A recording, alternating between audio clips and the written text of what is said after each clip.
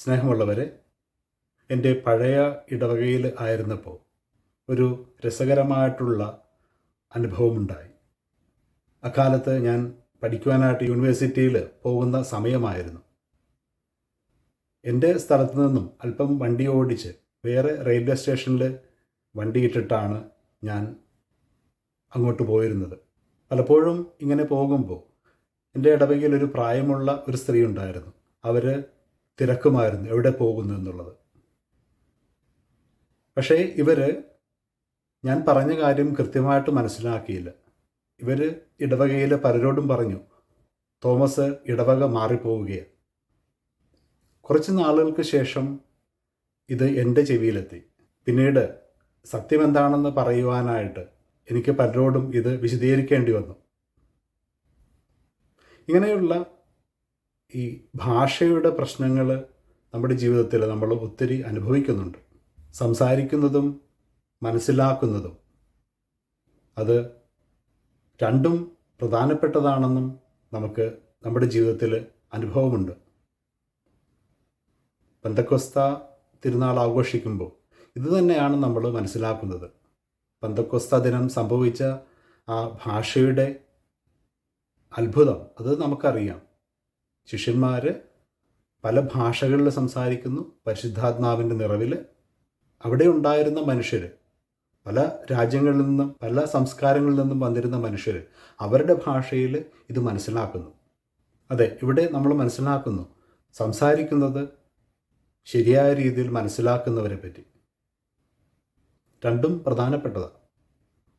നമ്മുടെ ലോകത്ത് ഒത്തിരി ഭാഷകൾ ഉണ്ട്. പല ഭാഷകളും നമ്മൾ സംസാരിക്കുന്നുണ്ട്. ഭാഷാപരമായിട്ട് അതിൽ പലതും നമ്മൾ മനസ്സിലാക്കുന്നുണ്ട്. എന്നാൽ അടിസ്ഥാനപരമായിട്ടുള്ള കാര്യം, ഇത് സംസാരിക്കുന്ന മനുഷ്യരെ നമ്മൾ മനസ്സിലാക്കുന്നുണ്ടോ?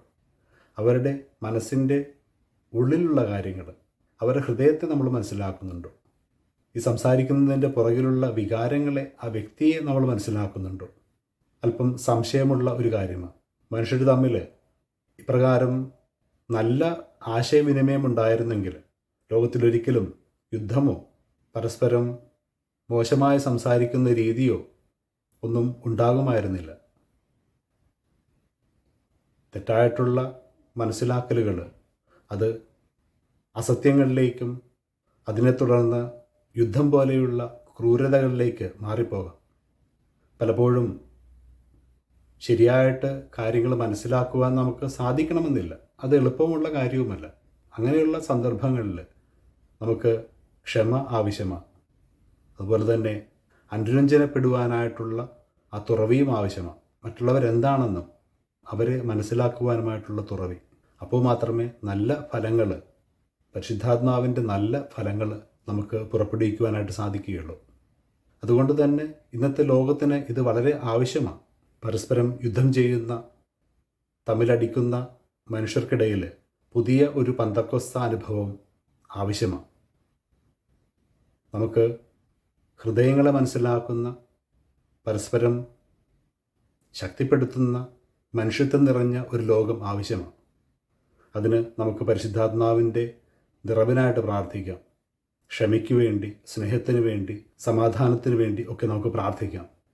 ഭയത്തിൽ ആയിരുന്ന യേശുവിൻ്റെ ശിഷ്യന്മാരെ ശക്തിപ്പെടുത്തിയ പരിശുദ്ധാത്മാവ് നമ്മളെ പുതിയ ശക്തിയാൽ നിറയ്ക്കുവാനായിട്ട് നമുക്ക് പ്രാർത്ഥിക്കാം. മറ്റുള്ളവരെ ഹൃദയം കൊണ്ട് മനസ്സിലാക്കുവാനായിട്ടുള്ള തുറവിക്കായിട്ട് നമുക്ക് പ്രാർത്ഥിക്കാം. ദൈവം നമ്മെ എല്ലാവരെയും ഈ ആത്മാവിനാൽ സമൃദ്ധമായിട്ട് അനുഗ്രഹിക്കട്ടെ. ആമേൻ.